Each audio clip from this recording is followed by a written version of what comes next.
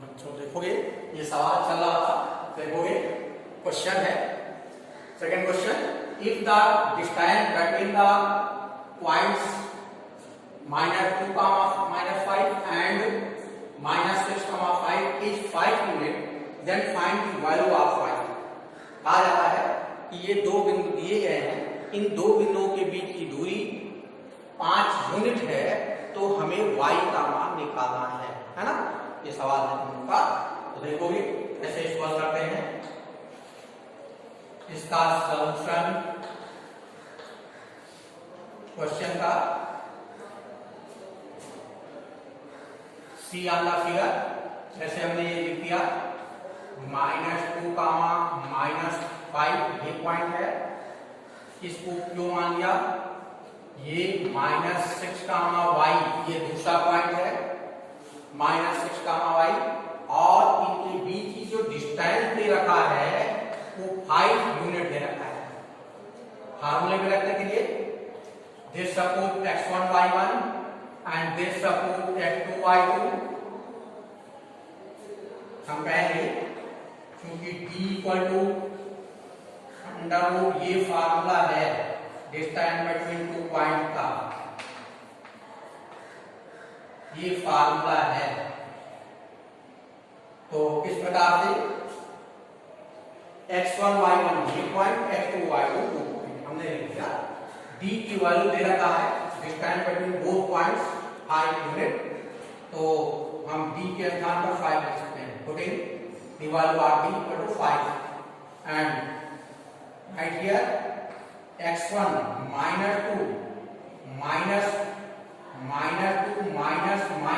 ध्यान दीजिएगा इसको हमने इस प्रकार से लिख दिया whole square, y1 -5 and -5 whole square.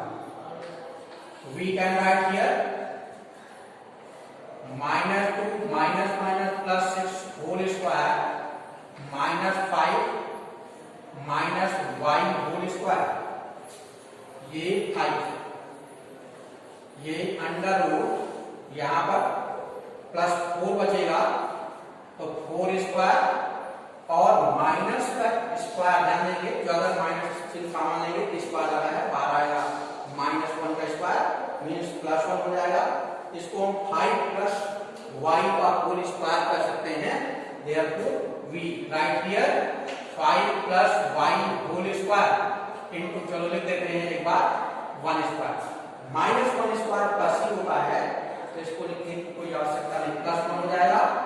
तो आगे ध्यान देंगे यहाँ पर ये 5 equal to under root 4 square 16 plus ये आ गया 5 + y होल स्क्वायर।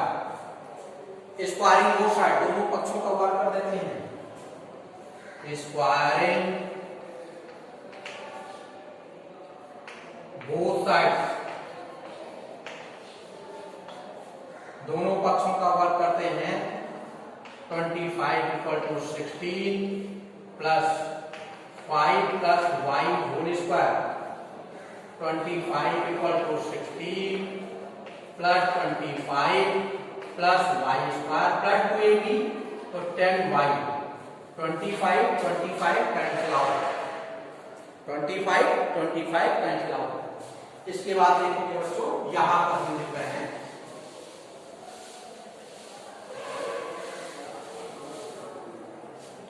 इसके बाद में यहां पर, तो 0 equal to 16 plus y square plus 10y, 0 y square plus 10y plus 16, factorise this y square plus 8y plus 2y plus 16, pair बना लेंगे दो टर्म का, y + 8 and y + 8, y + 2, y + 8। अब देखोगे इफ y = 2 = 0 तो y = -2, इफ y + 8 = 0 तो y = -8। हम कहेंगे therefore y equal to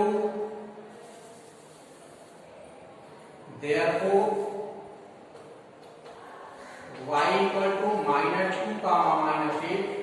this is the answer. तो इस प्रकार से हम y का मान आसानी से निकाल लेते हैं कि y का मान क्या आता है ना। तो y के दो मान आए, -2, -8। तो इसको लगाएंगे।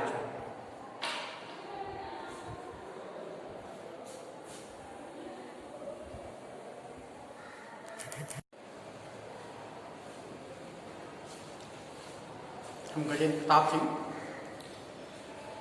क्लास 10 के बच्चों, देखोगे तुम लोगों का जो हम अगला चैप्टर मतलब स्टार्ट हुआ है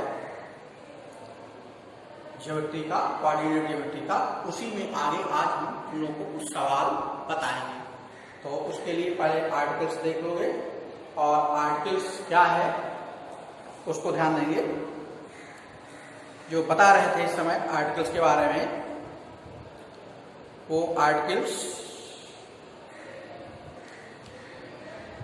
डिस्टेंस फार्मूला डेरिवेट कराए थे, और डिस्टेंस फार्मूला के आधार पर कुछ कंडीशंस बता रहे हैं। तो देखोगे क्या है, use of distance formula, uses of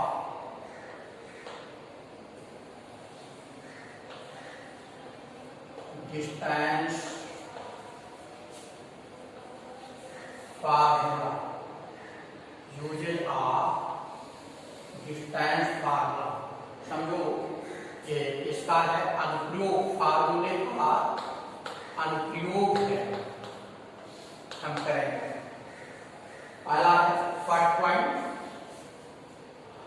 point distance फार्मूले का जानते हैं। डिस्टेंस फार्मूला ये है x1 - x2 whole square y1 - y2 whole square. This is the distance formula. ये दो बिंदुओं के बीच दूरी का सूत्र है। तो x1 - x2 का whole square plus y1 - y2 का होल स्क्वायर। तो जो अगर हम देखते हैं 3 पॉइंट मिलते हैं, मान लेते हैं A हो, B हो और C हो, तो ये दूरी इसको D1 कह दें, ये दूरी D2 कह दें, ये दूरी D3 कह दें। यदि D1 + D2 = D3 आता है तो कहेंगे तीनों पॉइंट A B C ये कोलिनियर होंगे, है ना। हम कह सकते हैं sum of two small distances equal to the greater distance. तो it means all the 3 points are linear. So हम कहेंगे collinearity of the 3 points, collinearity of the 3 points।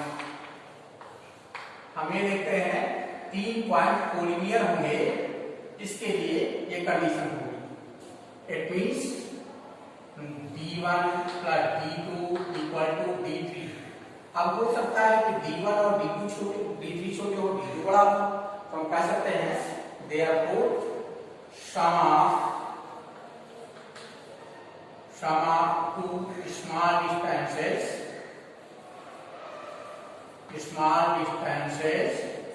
equal to the measure of greater distance, measure of greater distance। Distance between 2 point से हम D1 D2 D3 निकालें, तो उसके बाद में ये वाला सेकंड है। अब हम देखते हैं कि जो अगर क्वाड्रिलेटरल है तो उसको भी हम ध्यान देते हैं, है ना। इन quadrilateral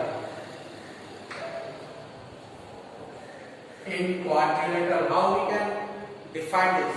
Suppose this is the quadrilateral। हम जानते हैं ये क्वाड्रिलेटरल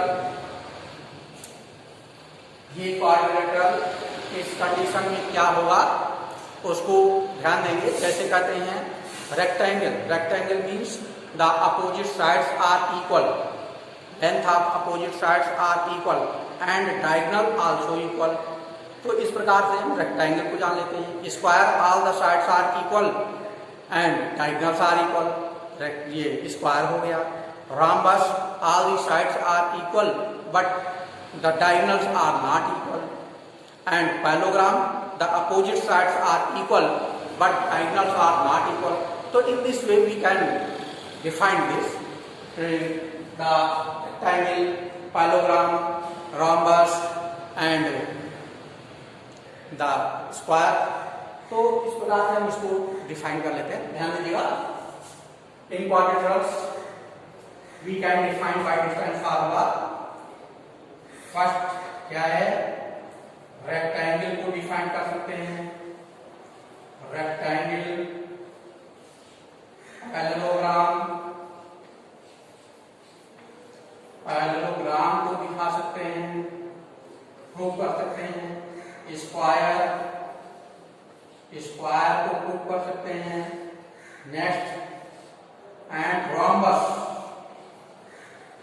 रोम्बस को भी कह सकते हैं कि रोम्बस क्या है, all the four sides are equal but the diagonals are not equal. हम कह सकते हैं this is the parallelogram, this is the square. तो इस प्रकार से हम इसको कर लेते हैं। ध्यान देंगे बच्चों, आगे क्या है, इसी प्रकार से हम जो अगर ट्रायंगल के बारे में देखें तो डिस्टेंस फार्मूले से ट्रायंगल को भी समझ सकते हैं। उसको देखोगे,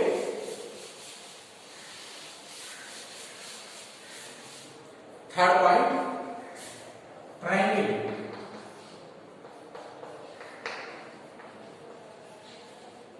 ट्रायंगल के बारे में जान सकते हैं।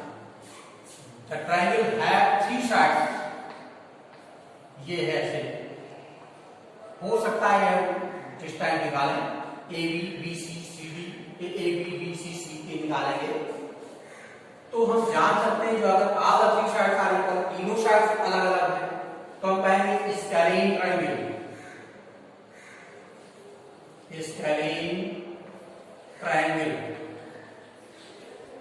और हो सकता है कोई दो साइड इक्वल हो तो इसको कहते हैं आइसोसेलेस, आइसोसेलेस ट्रायंगल,